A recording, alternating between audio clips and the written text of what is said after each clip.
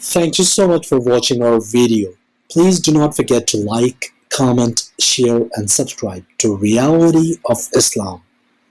ROI کی speeches کو subscribe کر کے بیل آئیکن پر ضرور کلک کریں. جزاک اللہ.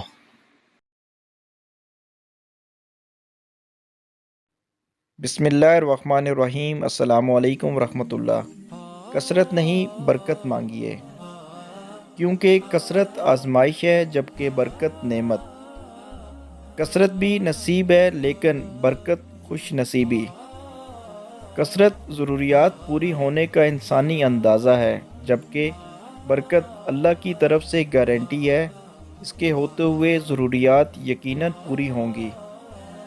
کثرت کی خواہش بے چینی اور بے سکونی لاتی ہے جبکہ برکت کی خواہش صبر و قناعت. کثرت کا طلبگار ناشکرہ بنتا ہے جبکہ برکت کا طالبگار شکر گزار. کثرت والے روز محشر حساب کتاب میں پھنسیں گے جبکہ برکت والے حساب کتاب کی سختی سے محفوظ رہیں گے.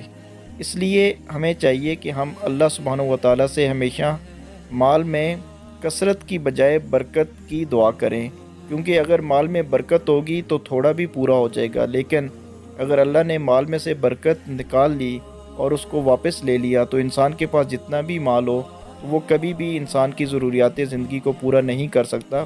بلکہ آج جیسے ہم لوگوں کی زندگیوں میں سکون نہیں ہے، مال کی فراوانی ہے لیکن اس میں برکت نہیں ہے، زیادہ لوگوں کی تنخواہیں ہیں لیکن اس کے باوجود بھی مہینے کے آخر میں ان کے پاس کچھ بھی نہیں ہوتا. اس لیے اللہ پاک ہم سب کے مال میں برکت عطا فرمائے. اگر آپ کو ہماری ویڈیو پسند آئے تو اپنے دوستوں کے ساتھ ضرور شیئر کریں. السلام علیکم ورحمۃ اللہ.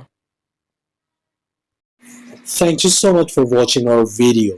Please do not forget to like, comment, share and subscribe to Reality of Islam.